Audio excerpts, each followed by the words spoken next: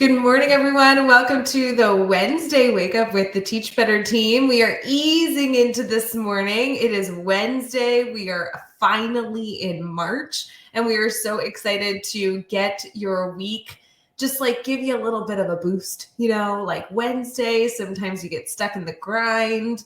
Joshua Stamper is live with us today, and we are talking about how to keep you supported.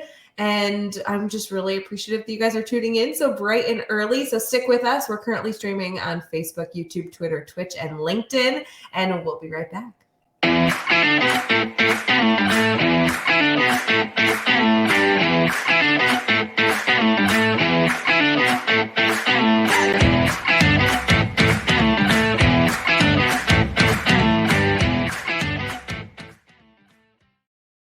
Good morning, everyone. It is the Wednesday Wake Up with the Teach Better team. Joshua Stamper in the house. Josh, I feel like I'm off my game because you're here. Usually when you're live, I'm watching you and not live with you. I know, it's so strange. We were talking about that. It's like me and you flip and then Jeff and Katie flip. Yes. That's me and you never get to be on screen together. Well, and legitimately, I'm headed to a school in like literally half an hour. So I actually almost texted you and was like, hey, can you do the show tomorrow? Because I'm going to be out. And then Jeff texted. He was like, hey, I'm out tomorrow. I'm like, oh, okay. So Josh, just kidding. You're still involved in the show, just not for me. Well, I'm excited because now I get to be on with you, Rae.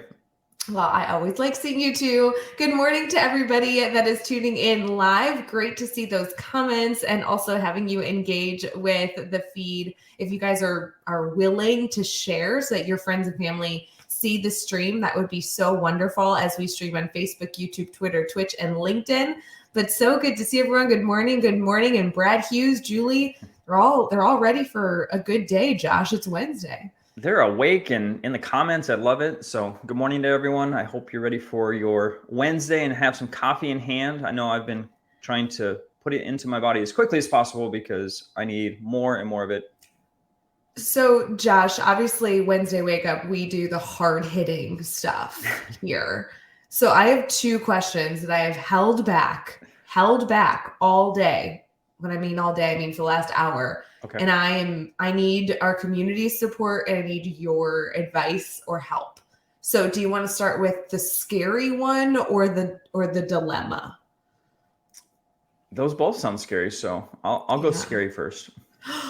Oh, I wasn't prepared to share the scary. I'm still recovering. Okay. Here's my question for the community. And I'm so glad that the comments just like exploded because we really need your advice here. Okay. Imagine you wake up at 4:30 and you get in the shower and there's a spider in the shower. While the water's running, you're showering. And the spider has decided to move all over the shower. This is not a stagnant spider. We're moving and grooving up, down, around a thing.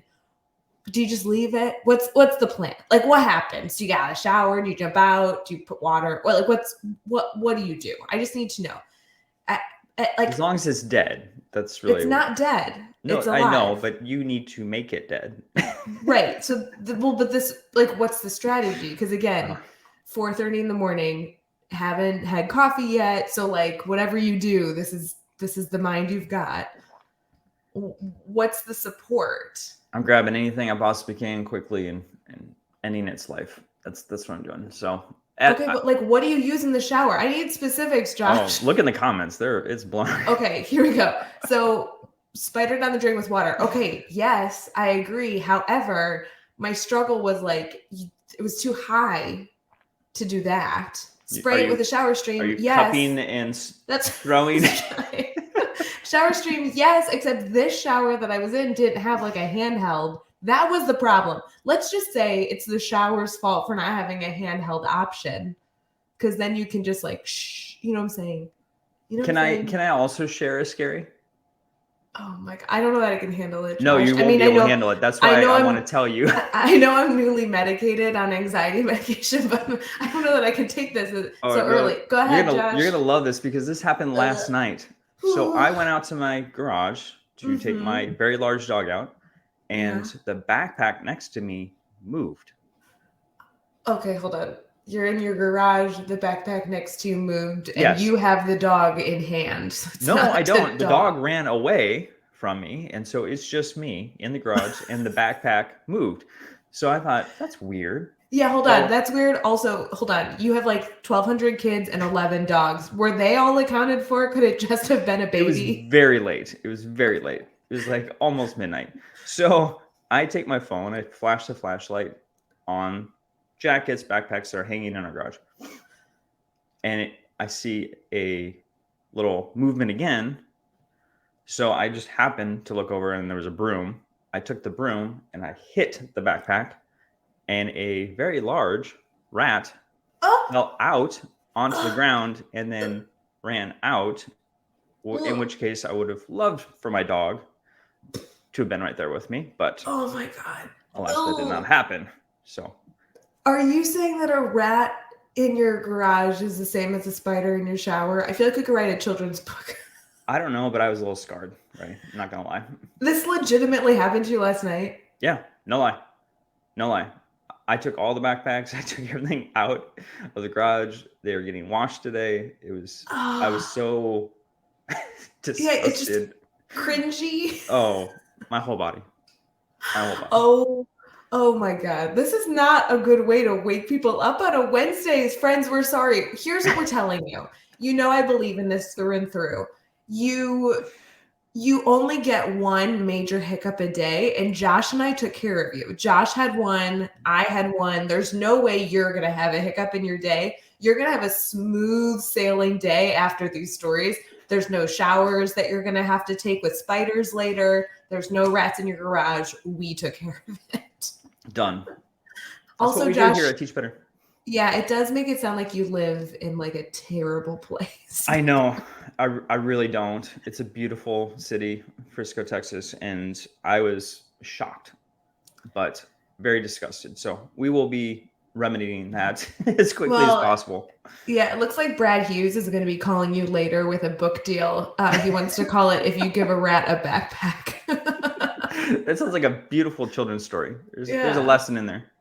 Okay, so I feel like I got the feedback I needed. I didn't do any of those things though, hence the shower situation. I just kept the spider I kept my eye on the spider, showered, got out, was like, not my problem this morning.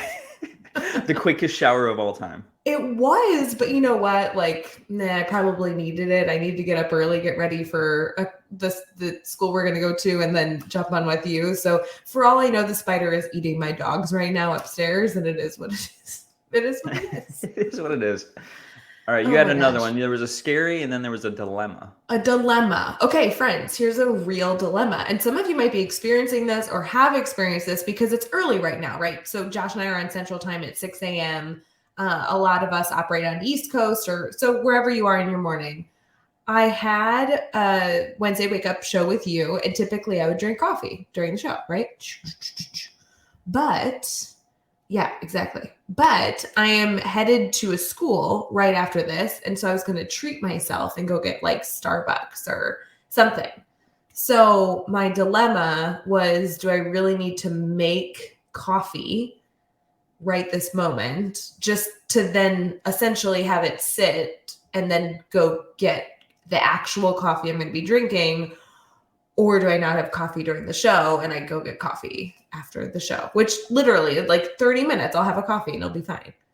The only dilemma is not having coffee. So you would have made a pot of coffee just for the show? Yes. Joshua Stamper, you're my hero. I drink so much coffee, right? I know, but like, I guess in my mind, I'm like, but then it's like I'm wasting a pot of coffee. Here's the problem. I don't know how to make a small pot of coffee. I only know how to make 8 cups. So you've seen my mugs. You know how large my mugs are. So yeah, this is not a dilemma in my eyes. I mean, I think Julie Ann is agreeing with me on this. Yeah. So I chose wrong. So I decided not to make coffee. I had orange juice, which by the by, not coffee. Nope. But it was something. And I'm going to go get coffee. Actually, Ray, this was 2 scary stories. Not having coffee is I know. scary. I know, and I don't have like my cute little mug I usually hold. Yeah, Like this is my shtick. This is my shtick. So Yes. Josh, that's what I'm bringing to the table this morning. I hope I held the show, carried the show. Many people are scarred this morning with I'm so sorry. our little friends that we had encountered, and then also no coffee in our life. I think we need like a positive story to uplift this. I know we're going to get into some really good educational conversation here in a bit, but I feel like we need to lift the mood. I think we depressed people. Maybe some folks can throw some like gratitude items in the chat to lift up people's spirits. Yeah, I think like a little, if everyone could just take 2 seconds, post a nice comment, maybe wishing one another a good Wednesday, a little uplift, and then we'll get into some educational conversation and try not to depress you. We'll be right back.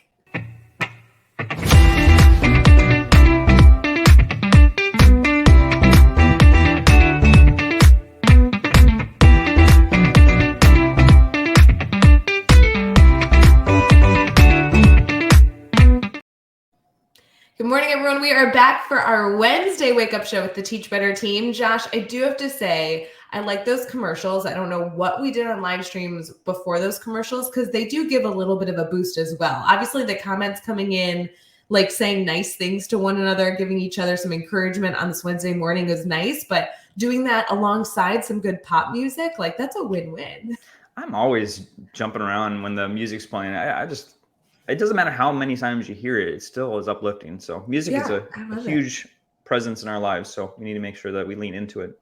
Okay, this is a side conversation. Now I'm totally ruining the show. But did you see Katie and I went live last week in the ambassador group? Yep. And essentially we were live trying to give presentation tips and tricks because we have a lot of ambassadors who are like trying to go out there, present at conferences, whatever. Instead, for the first 5 minutes, we got distracted and we just played with the StreamYard backgrounds and like commercials. So we went back to like shows that we don't have anymore, Daily Drop-In and Brain Break and like all these different things. And just we're clicking the commercials to see if we remembered the songs. That's really funny. When you two are together, I mean, who knows what's going to happen? Well, and who decided we were going to go live in the ambassador group and like try to do something effective? Like, there's no way. Not me. I know. I've seen that show before.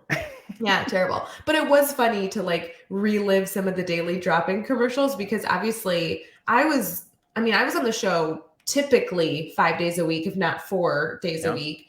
And so I heard those commercials endlessly, and we were live for Daily Drop-In for an entire school year, every single Monday through Friday, including through like winter breaks and stuff. So I heard those commercials a ton, and I didn't get a single one right. Katie's like, "Do you remember this song?" And I'm like, I like blocked it all out. A little walk down memory lane for you. Exactly. It was nice. Yeah. Anywho, so it's Wednesday Wake Up. We want to provide you with some conversation. And Josh and I were actually in a mastermind yesterday that had some good discussion. So we kind of want to bring that conversation here to our community from a teacher's lens, because we were specifically in our admin mastermind group focused on leadership lens through this dialogue. And there were so many good resources shared, but from a teacher's lens, I think there's some good reality here. So Josh, can you really quick tell us a little bit about Admin Mastermind? Yeah, of course. So we meet every Tuesday, 8 a.m. Central Time. And yeah, our conversation was on the connection versus compliance piece. And so, for administrators right now, that a lot of them in the world is to start to get into classrooms and finish up those observations and start working on the assessment process with teachers.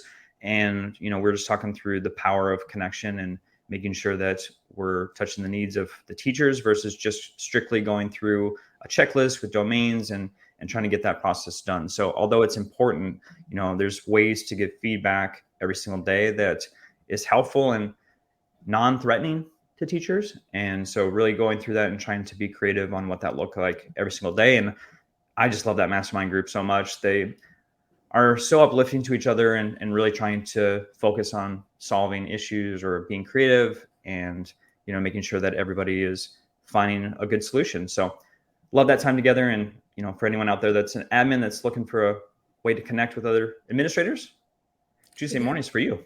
Yeah, could be good. From a teacher's perspective, I know I said this to you earlier before we went live, but I feel like evaluations are something that many, many teachers have been taught to be scared of. Mm-hmm. And I know that we are all familiar with the story of the leadership teams who might use evaluations as a weapon for teachers. But I think even the administrators who aren't doing that get that reputation. I do think it's kind of bred in us to be scared of feedback, scared of evaluation tools because we feel like they're threatening. Would you speak to that a little bit? Yeah, I was trying to think about that when we were talking, and I really do think just in education as a whole, assessments have been used. I mean, when you think about it as a student, like there's a lot of anxiety when you take a test Yeah. or any assessment that you're not going to live up to whatever expectation there is. And so I think it is human nature, and I think in education as a whole umbrella, I think that assessment and feedback is kind of bred to be scary. And so when you're a teacher, I think that just kind of carries over. And we do have high expectations for ourselves, and so we want to do well. At the same point, I think the assessment process and what is being provided by an administrator is kind of overblown. I think in our minds we have made it something where, I will, it's going to be on my record forever. It's going to stick with me. It's one of these things where I'll maybe not get a job somewhere, or maybe I'll get fired from where I currently am. And what, especially in the conversation yesterday, which I loved, which is the culture of feedback. Like as admin, how are we making it so it's less scary and intimidating, and really there to be non-judgmental and to help teachers just fine tune things, right? We're not looking for you to change everything. Well, and I think that is the beautiful shift of hopefully where we can take this conversation, because even in the comments, we have somebody commenting that evaluations are scary, especially when you're not tenured. Mm-hmm. And that's exactly how I felt. Like I understand this anxiety of I'm nervous about an evaluation because I want to keep my job, which, to be honest, friends, and I know this is like terrible to say, but like that's not the reason you're going to get fired. Like if you're losing your job, you first off will know far before that evaluation. And second of all, that's not going to be the thing. So I'm struggling because I lived in this world for a decade thinking that evaluations were my either safe zone, where it was meaning that I was going to keep my job, or it was going to end my career. And the reality is, to be honest, like with this network, if you lose your job or you're looking for a job, you should reach out to the Teach Better team. We would love to help you find the right job, the right placement, coach you in any way. Josh, I know that you and I constantly meet with people in the spring with like interview techniques. Like we want all of you to be successful. So don't be nervous about doing something that you know is good for kids because you're worried about your job. On the second lens of that, though, we all can improve at our jobs. Our Yes. jobs are something that we can't be complacent in, and we need to constantly improve. And one of the best ways to improve is to get personalized feedback. We know that because we give our students that same thing.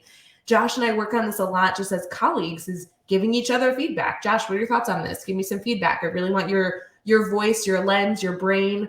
I think that's a huge strength of the people that we work with, is getting the ability to tap into their insight. And so if we connect feedback to evaluation, then we don't get that same value. And I think that that's really, really scary. Yeah, for sure. And I think, looking at the comments too, someone put in how important it is to have a relationship with your admin. That gives a lot of weight to words. If Mhm. I have a great relationship with you, Rae, which I do, when you give me feedback, I don't take it personal, or I don't Yeah. have a story that I've conjured up in my head about like how you feel about me. Am I going to lose my job? Like there's no insecurity there because of that relationship that's built. So, a lot of teachers don't understand about the assessment process, what that is even there, like why it's even exists, especially if you're young teachers. So, go out, start having those conversations with leaders and with your admin about like, what is the process about? What does it mean? So that way you have the knowledge and it's not so scary. Well, and I want to get back to that in this dialogue because we talked about love languages yesterday, and I think that's a really good entry point into that conversation. But really quick, in the comments, with the relationship comment, that relationships with your administrator can affect how comfortable you are with evaluations. I actually want to challenge our viewers here to think that possibly by getting feedback collaboratively with your admin, you can build a stronger relationship. And I want to find a balance between like, you don't need the perfect relationship with somebody to give them feedback, as long as you have some sort of demeanor or presence about you that continues to reinforce that the feedback is so that we all can grow and be incredible together and it's non-threatening. So I think there's a balance here of like, relationships always, right? Relationships always are the answer. Yep. But I think that you and I have grown closer because we've actually given each other more feedback this year than we ever have in our friendship prior. So I think that it also could be a tool used for that strength area. Yeah, I think with that relationship, the more time you spend with someone, the more comfortable you are in that. And so 100% relationships always are the answer. And I think you're coming about not having the greatest relationship with someone and still receiving good feedback is so strong, because I can think of plenty of colleagues that for whatever reason we didn't mesh. However, I still respected their opinion and their feedback enough so when they did say something, I didn't just throw it away. It was something that I really had to like kind of chew on and understand, okay, even though I don't have a good relationship potentially with them, like as far as best as friends, I can still take what they're providing me and make shifts. And I think that goes with admin too. A lot of times you only see your admin a couple of times a year. I mean, like I'm thinking back when I was a teacher, they weren't in my classroom a lot. You know, they trusted what I was doing. So when, it was essentially checking the box. Well, respectfully, Josh, you were an art teacher and no one cared what you were doing in your classroom. That's true. Usually when I did something I wasn't supposed to, like, you know, putting sculptures around the campus and didn't ask permission, that's when they started to like, oh yeah, you do exist. You're not just in that corner anymore. But no. But all that being said is like, you know, a lot of teachers, you know, say that they only see their administrators so many times a year, which is unfortunate. But I could see if that is the case that you would be nervous because it's not something that's consistent. You don't see them all the time. The relationship isn't being grown. So like as a teacher, you know, you might be the one that has to go and initiate that to build that relationship and ask the questions that you need. That's interesting, Josh. We're talking about getting feedback and having it be non-threatening. And there's so many different ways to do this. But one of the ways that I actually just worked with a school on Monday, so it just feels very fresh in mind, is the conversation around knowing how the person likes to receive like feedback essentially, but we used a different word. We'll start with the word feedback. How the person likes to receive feedback in terms of the medium, so that you can give them the most effective learning tool possible. So we use the 5 love languages to do this. And the first thing that we did with the group that I was working with was identify how they like to receive appreciation. That's kind of the word that we shared, because appreciation, for whatever reason, has a better feel than the word feedback. Feedback sometimes gives people like the spider cringe, like, oh no. So we started with appreciation. We're like, how do you feel most appreciated? So do you know the 5 love languages? Yeah, I actually implemented this on my campus and wrote a chapter in Lainey's book in regards to the 5 love languages in regards to gratitude. I love this. Perfect. So we're going to kind of give our listeners here maybe a little tidbit of something to think about. The 5 love languages, if you're not familiar, we don't have to go into it. You don't have to be an expert, but essentially words of affirmation, acts of service, gifts, quality time, or physical touch. All things that you can do in different ways. This originally, I think the book was originally written for like a romantic relationship, but it really is applicable in a variety of different mediums, including friendships or professional work environments. So just something to consider. Josh, do you know the way that you kind of like refuel the fastest? We kind of phrase it that way on Monday too. Like if somebody wants to thank you, is there a way that you immediately lean towards feeling the most appreciated versus the least appreciated? Yeah, I think, well, physical touch, but it's hard in the working relationship, right? So But that could be like a high five, a hug, a fist bump. Sure. I mean, yeah, there's like so many different, like a pat on the back. Like there are some, So I'm always drawn to that. So I would say that's how, because I've done the assessment before. So that's where that's like number one. Words of affirmation are second. So I think that's, in the educational space, that's thrown around a lot. So that fills my cup easily. So yeah, those are my top two. Yeah, it was interesting. We had a really good dialogue on Monday about even just the difference of mediums of giving that words of affirmation. So writing a note and putting it in a teacher's mailbox, for some teachers, they're going to save that forever. They're going to feel so warm and fuzzy when they get that. They're going to refer back to it on the hard days. And that's really special, versus other teachers might get that and say, oh, that's nice. I appreciate it. Thank you. But it doesn't fill them up. It doesn't refuel them in the same way, versus maybe if you walked up to them and looked them in the eye and said, hey, I really appreciate you. And you could say the same thing you wrote on the note. That has a greater impact and refuels them more quickly. So it was interesting having this conversation, because everybody could not only identify their own area of appreciation, but also then learn about the people at their table. And if we knew how to best give words of affirmation or feedback, essentially, appreciation to somebody in a way that really made them feel the best possible, could we do that then for feedback on a consistent basis? So it was just an interesting dialogue.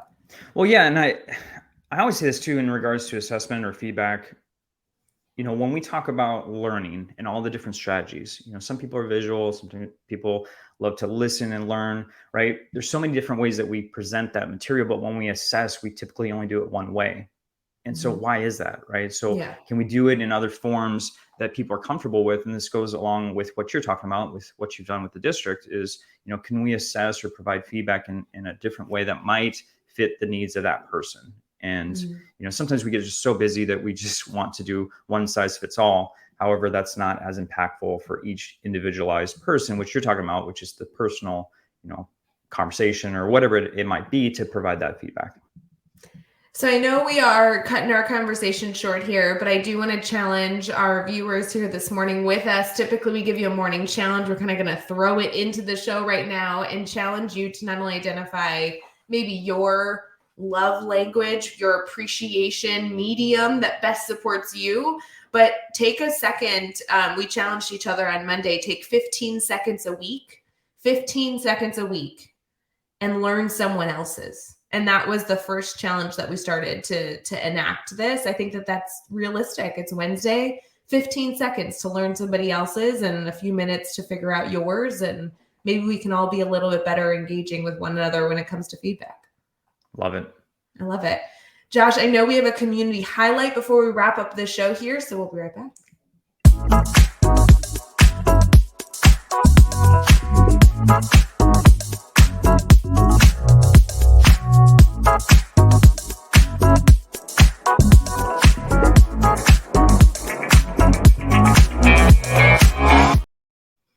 Good morning, everyone. We are live for the Wednesday Wake Up with the Teach Better team. If you are just tuning in right now, good morning, first off. And second of all, make sure you head back to the replay of this show to hear our discussion on feedback and assessment tools. As we talk through our community highlight, Josh, I know this is somebody that you and I have been able to get to know really well, especially in your role as somebody who runs our podcast network. I'm going to throw this up on screen. Do you want to share a little bit about this incredible man? Yeah, Jason is phenomenal. He resides in China, and every time I meet with him, he is amazing. He's doing phenomenal work. So not only does he have design casts, but he also has information on YouTube that he's building and has just a plethora of information in regards to technology. So I think he just hit a milestone for his podcast, which is 100 episodes, I believe, his podcast. He's super excited about, the direction he's going.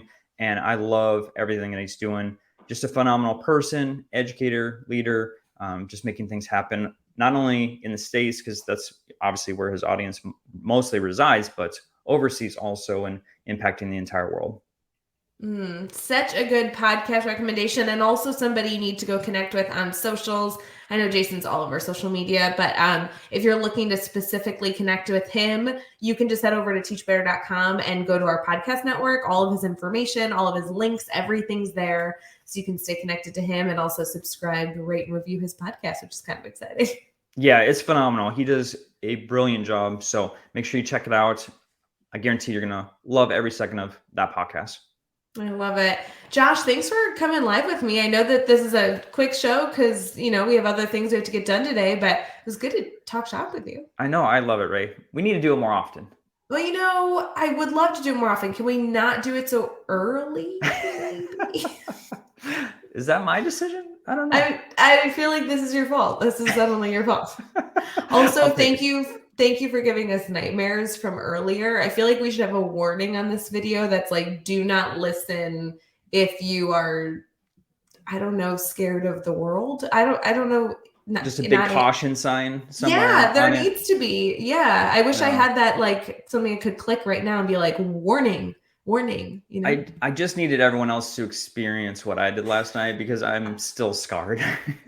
Well, enjoy all the cleaning and anything else that you're going to be doing today to reset from that terrible situation. And hopefully, friends, you have a better Wednesday than Josh and I. But don't worry, we took care of it for you. So you're going to have an awesome week ahead. Let us know if you need anything. We will see you this Sunday for our Sunday show.